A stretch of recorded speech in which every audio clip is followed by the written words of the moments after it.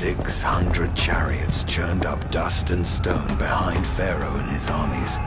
They rode with hardened rage deep in their stomachs. The air was thick with the scent of iron and hatred. Pharaoh's scepter rose above his head, poised to strike the first Hebrew he saw. I am a god! I am Lord of the Nile! The image of Ra! I am... Suddenly, the heavens responded. The chariots were halted by a pillar of fire falling from the sky. The heavenly inferno raged before them with white-hot intensity. The horses reared in a panicked frenzy, and the soldiers cowered, shielding their faces. The heat singed their brows, but Pharaoh wouldn't relent. His fury burned just as fierce as the heavenly flames. Violent rage dripped out of him like sweat. He knew the Lord had challenged him, but even after all the plagues and destruction, Pharaoh refused to bend a knee. You will not rule over me.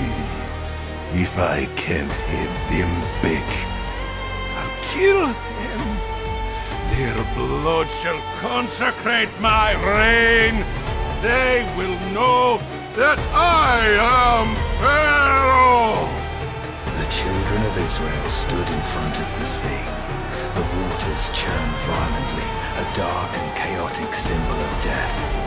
Terror carved deep lines into their weary faces as they stood paralyzed, the sounds of Pharaoh's approaching fury growing louder behind them. They were trapped between their oppressors and the abyss. A mighty eastern wind blew through the canyons, churning the water's edge. The breath of God was near. Moses looked back at the raging sea. The waters were dark and untamed, just as they were in the very beginning. But the wind of God was present, the Ruach, the Spirit. Everything went silent for Moses, as if he were suspended from space and time. The clamor of the crowd faded into a distant echo. He gripped his staff tightly, brow furrowed with righteous resolve. He closed his eyes, hearing the voice of the Almighty resounding in his mind.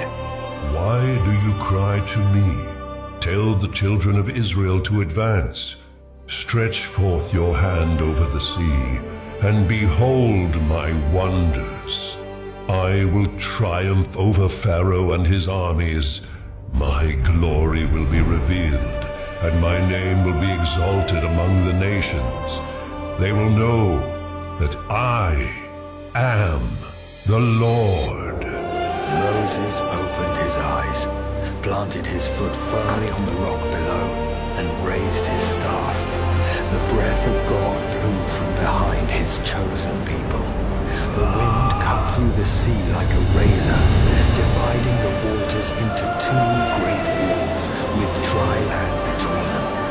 The people fell back and beheld the Red Sea yielding to the will of God.